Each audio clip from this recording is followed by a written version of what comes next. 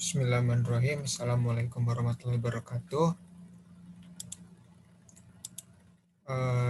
Kenalkan, nama saya Rahmat Triharto, NPM 1954051015, kelas TPA. Di sini saya akan menjelaskan mengenai tugas untuk memenuhi tugas dari statistika dasar Ibu Dery. Jadi materi yang saya ambil adalah ukuran pemusatan data. Jadi pengertian dari ukuran pemusatan data ini harus kita cari dulu dari pengertian data. Jadi data merupakan suatu kumpulan yang terdiri dari fakta-fakta untuk memberikan gambaran yang luas terkait dengan suatu keadaan. Jadi data ini bisa memberikan kita suatu gambaran apakah dengan data tersebut kita dapat memprediksi apa yang terjadi di situ dan memprediksi bagaimana untuk kelanjutannya. Kemudian ukuran pemusatan data adalah sembarang ukuran yang menunjukkan pusat segugus data yang telah diurutkan dari yang terkecil sampai yang terbesar atau sebaliknya dari yang terbesar sampai yang terkecil. Nilai ukuran pemusatan data ini dibuat sedemikian sehingga cukup mewakili seluruh nilai pada data yang bersangkutan. Nah, mengapa kita perlu untuk mempelajari statistika khususnya data? Jadi dibagi menjadi dua, yaitu dari sisi fungsi inferensial, yaitu untuk meramal dan mengontrol populasi atau keseluruhan data yang didasarkan pada gejala dan peristiwa-peristiwa yang terjadi dalam kurun waktu penelitian berlangsung.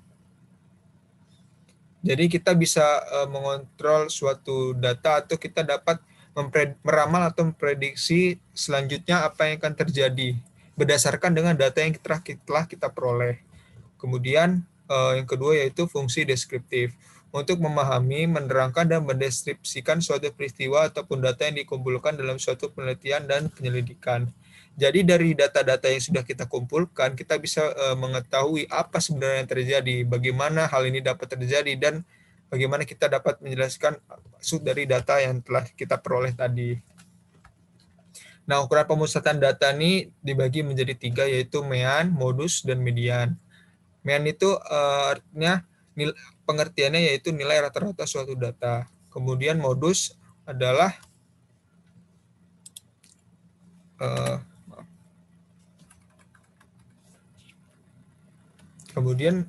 saya ulangi, mean itu adalah nilai rata-rata suatu data. Kemudian yang kedua itu modus atau nilai yang sering muncul dalam suatu data. Yang ketiga adalah median, yaitu nilai tengah data setelah diurutkan. Nah, kita masuk ke dalam mean. Pengertiannya adalah nilai rata-rata suatu data.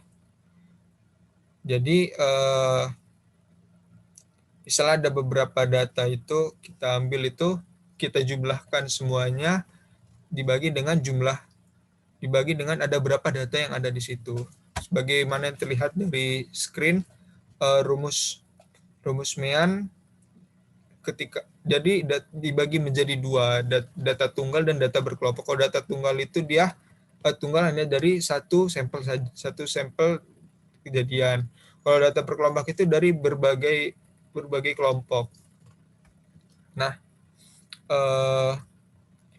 sebagaimana terlihat di screen, rumus mean itu dibagi menjadi dua, data tunggal dan data kelompok. Rumus dari data tunggal adalah nilai rata-rata sama dengan sigma xi per n, di mana x bar itu adalah nilai rata-rata, xi itu nilai data ke i atau nilai data ke sekian, dan n adalah banyaknya data yang ada pada suatu data.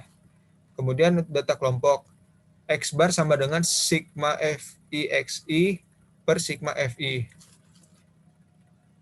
X bar itu adalah nilai rata-rata, xi adalah nilai tengah kelompok data ke i atau data kesekian.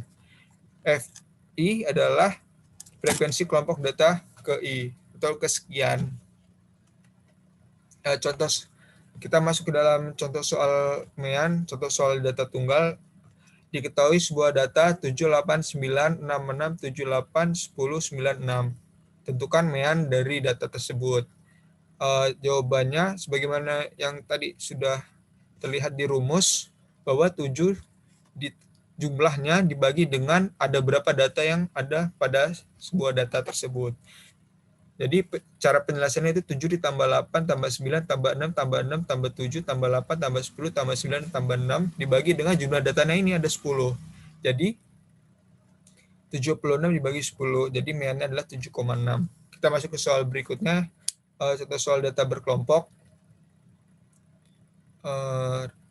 Soalnya adalah rata-rata berat badan dari 60 siswa terlihat pada tabel berikut adalah berat badan 54, 55, 56, 57, 58. 54 ada 6, 55 ada 10, 56 ada 14, 57 ada 20, dan 58 ada 10. Nah, cara kita untuk menyelesaikan soal ini adalah kita masukkan dalam rumus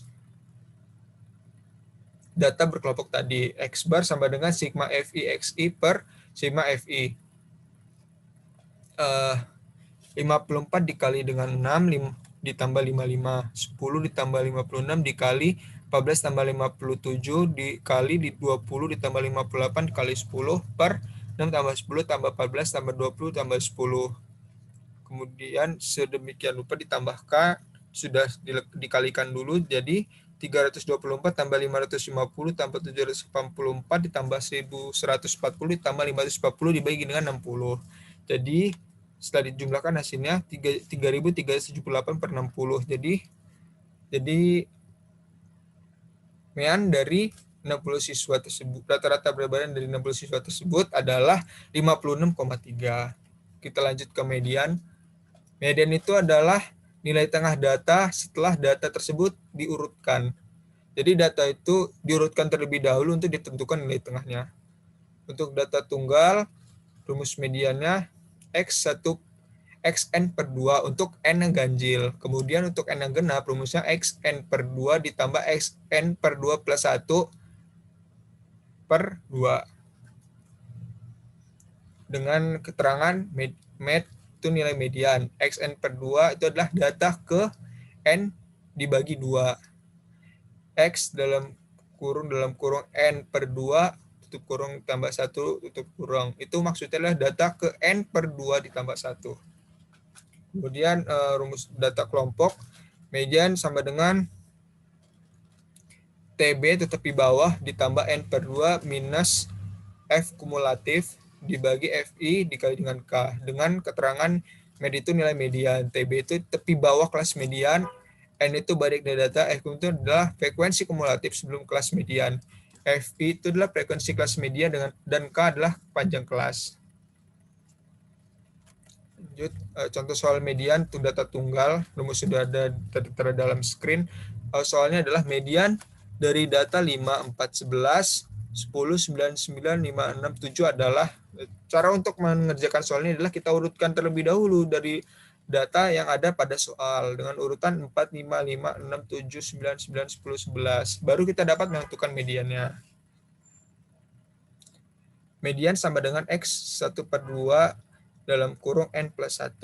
N itu adalah jumlah datanya ya, 1, 2, 3, 4, 5, 6, 7, 8, 9.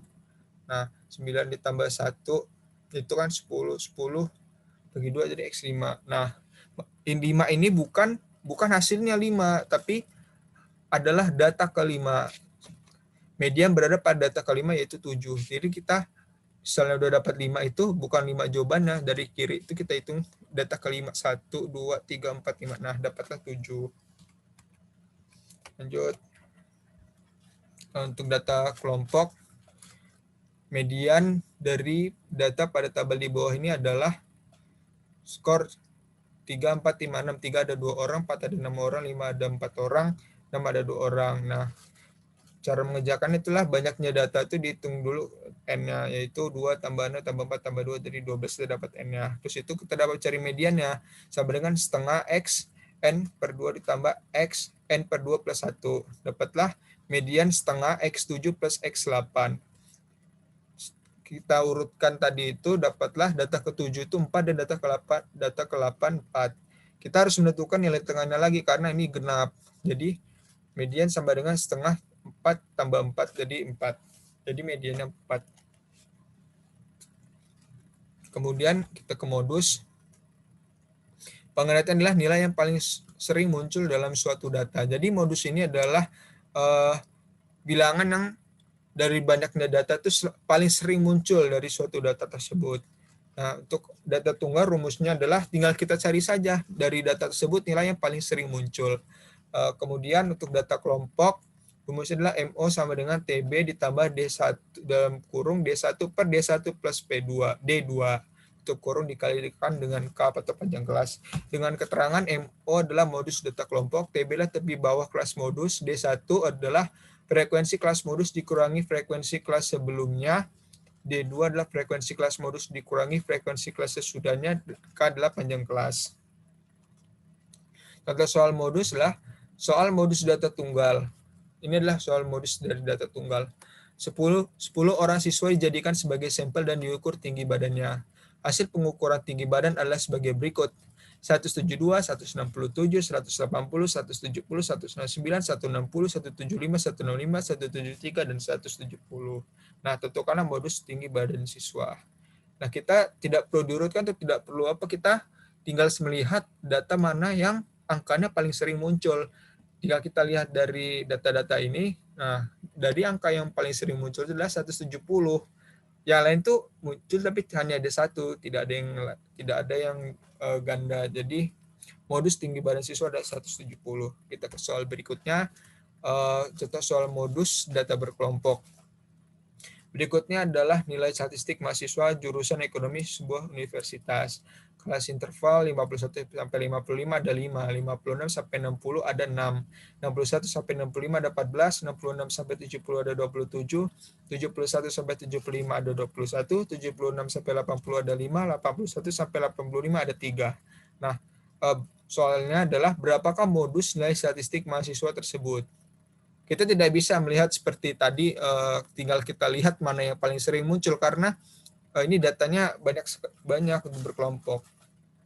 Nah, dari tabel di atas kita bisa mengetahui bahwa modus terletak pada kelas interval keempat, 66 sampai 70 dengan frekuensi 27.